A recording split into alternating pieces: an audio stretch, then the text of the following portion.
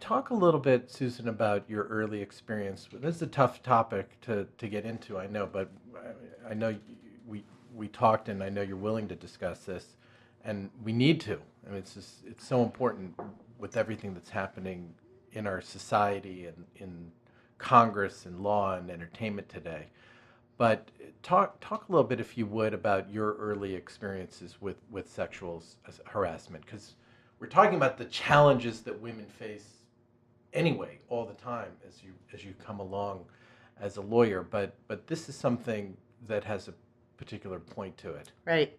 So when I graduated from law school, I think I was 24 years old, something like that. And I went to work at my first law firm. And you're This probably was in Washington? This was actually in the suburbs of Washington in Okay. Maryland.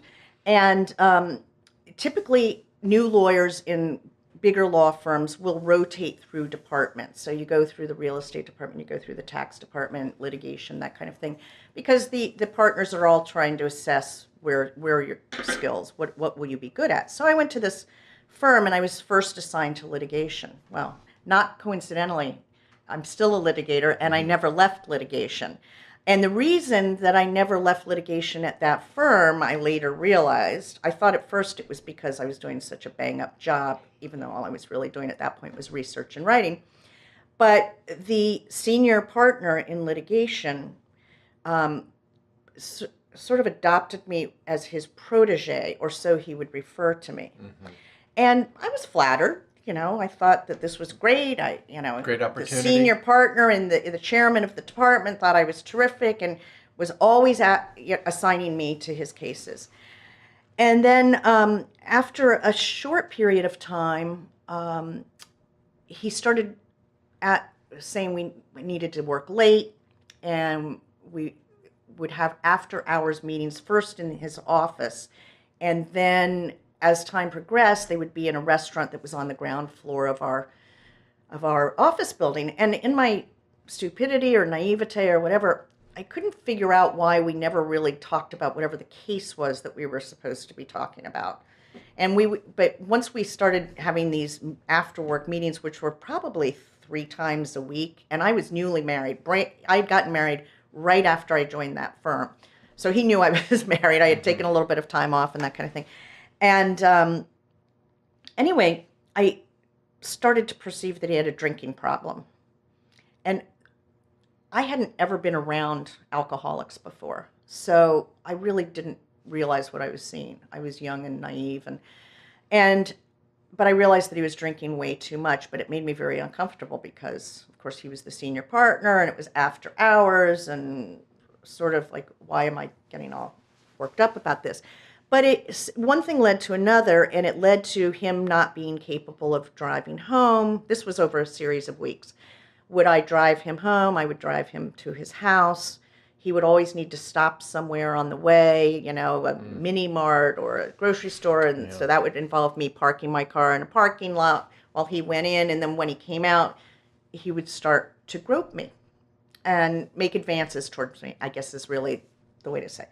And I was so confused and so taken off guard because on the one hand, I was so flattered that the senior partner, who was, by the way, 27 years older than I was, I was so flattered, not by his physical, but that he thought I was, Professionally. that professionally I was so excited. Yeah. And then when he was making these advances, again, in my naivete, I actually thought that it was like a matter of him being attracted to me. And it wasn't until years later that I realized the difference between attraction in a romantic sense and the power play of sexual advances. But anyway, so this went on for a while, and I would push him off, and I would usually fall back on, I just got married, that kind of thing. And I would drive him home, and his wife would be waiting for him, and occasionally she would invite me in, which was incredibly uncomfortable.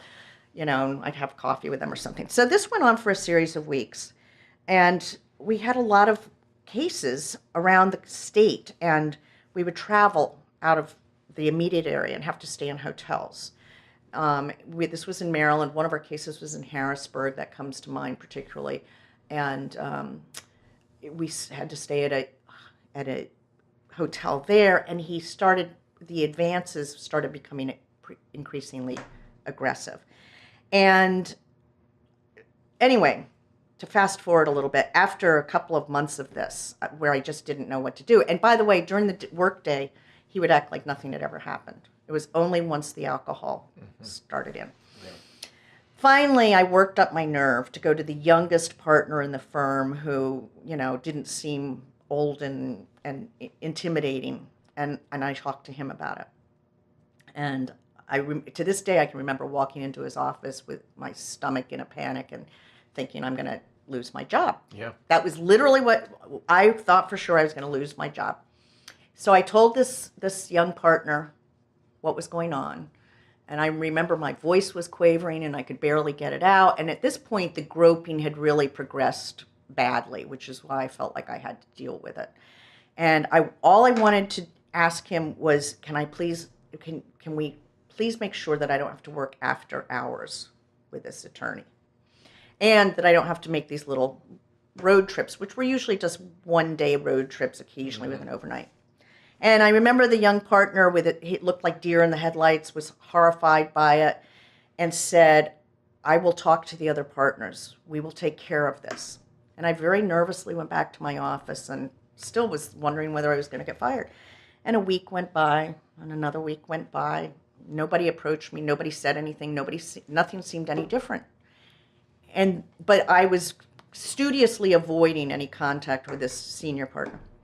And the next thing that happened was I got a memo from the senior partner who was the problem saying, we're going to be trying this case in Florida. It's going to take the month of whatever it was. You'll be coming with me. And I thought to myself, they must not know, the other partners, that he's assigning me to go to this trial in Florida. So I went back to I really didn't want to name names. I went back to the attorney, the younger attorney, and I said, he's asked me to go to Florida on this trial. And he goes, yeah, well, you really need to do that. I mean, you are the assigned associate on that file. And off I went to Florida for a month with this attorney who, during our trial, started developing a really bad drinking problem. But in the evenings, sometimes I would have to have dinner with him, sometimes I wouldn't. Then I would immediately go back to my hotel room, and he was banging on my door in the middle of the night, almost every single night. God. And I was pretending I didn't hear him because I didn't know what to do.